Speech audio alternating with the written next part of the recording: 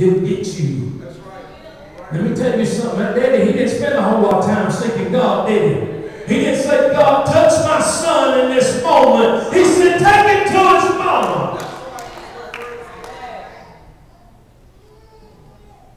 A promise, a blessing. Gone. And God sent me here to ask you this. Many of you in this church building, God has promised and told you things, and you have seen them die. You have seen them die. And you would find yourself in a position saying, why, God, will my promise be taken from me? Well, let me tell you something. I'll remind you right now. God didn't take him. The enemy passed by that day. See, they weren't ready. They weren't prepared. But something tells me the mama was. Listen to this. Verse 22. She called her husband and said unto him, I pray thee, one of the young men, get me somebody that can get me to the man of God. She said, go get me a helper, go get me a donkey, I don't care what you got to go get. Go get me something, I'm going looking for the man of God.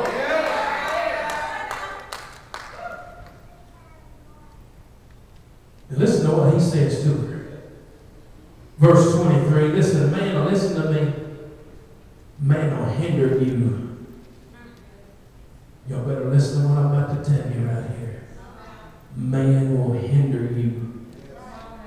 Listen to what her unbelieving husband has to say right here. He said, wherefore wilt thou go to him today?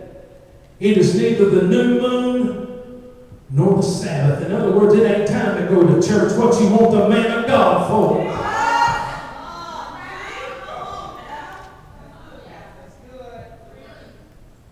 Let me tell y'all something. You better always need God. You better always need God. The moment you let go of him, disaster will come. The enemy will come in, he'll steal your joy. He'll steal your victory. He'll steal your blessing if you let him. Listen to this. I like what she said. You know, when I read in the Old Testament, I don't find a whole lot of people that can talk faith. After he sat there and said, what in the world you want to go to the man of God for? She said, it shall be well. Let me tell y'all something. You can ask my folks over there. I love to preach about the promises and conditions of God. That shall is a promise. Amen. She said, it shall be well. Even though the boy was laying dead in her lap in that moment, she said, it's going to be well. She said, I'm going to take him to God. It's going to be well. And you know what the Lord showed me in that? So many times today that when we've lost our promise and we've lost our blessing that God gave us, we just let it go.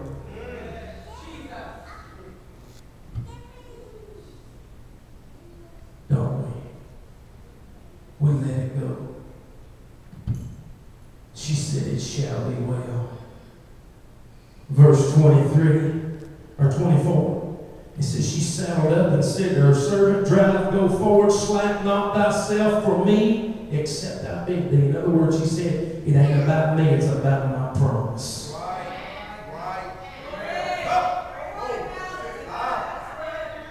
Y'all don't hear what I'm saying. Y'all ain't listening to me. She said, I may suffer along the way, but it ain't about me, it's about my promise.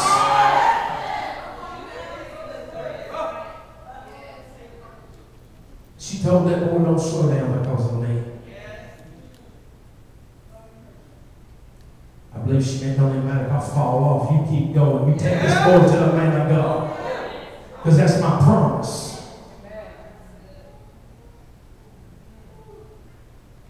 So she rode. Listen to this.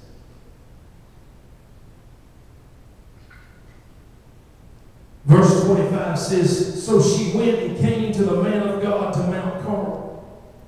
And it came to pass when the man of God saw her afar off, that he said to Gehazi his servant, behold, yonder is that Shunammite. Let me tell you something. She left an impression in his life. It says she was a long way off, and Elisha looked and he said, man, there comes that Shunammite woman. She must need something. Because before this, I don't ever read about her going looking for him before. You know, I kind of wonder how she knew where to find him at. How many of us know where to find God in the midst of our need?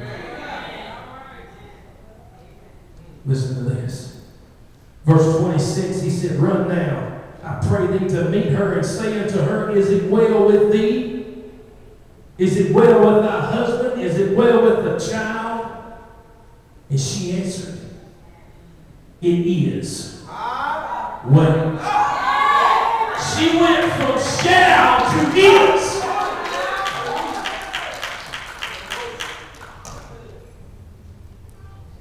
She went from believing that he could be to that he's going to be.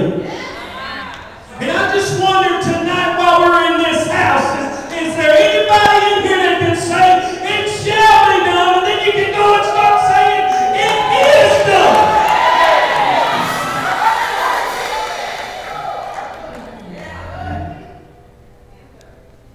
Listen to me.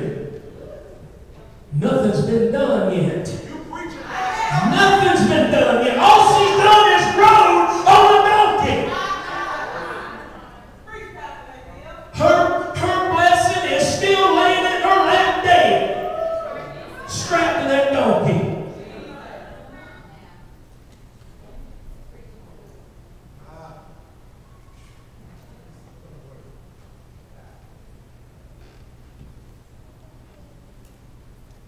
And she says, well,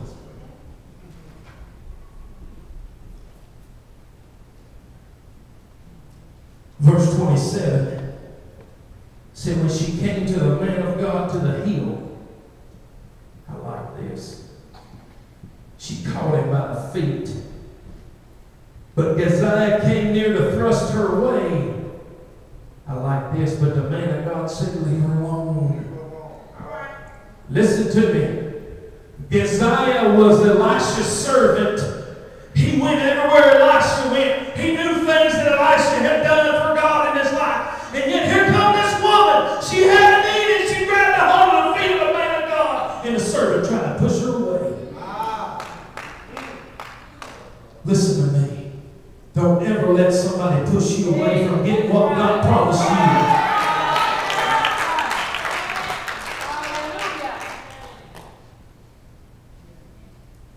Last time I checked, Pastor, God has the last word. That's right. Yes, sir.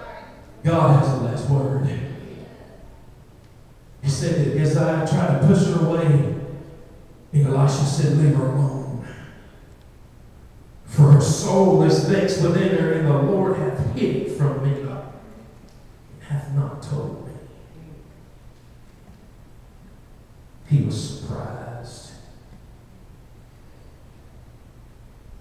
Let me tell you something. You got to be ready when people come to you and they have needs. That's right. Listen, the pastor was sharing with me some things y'all got planned for the church. There'll be some of y'all there working and doing other things, and people will come in there and say, I've got a need. That's right. And God ain't showed you nothing about it. What you going to do? What you going to do? You got faith to believe God can. In the midst of somebody's life you don't know nothing about. I ain't talking about having feelings toward the person. I'm talking about having faith.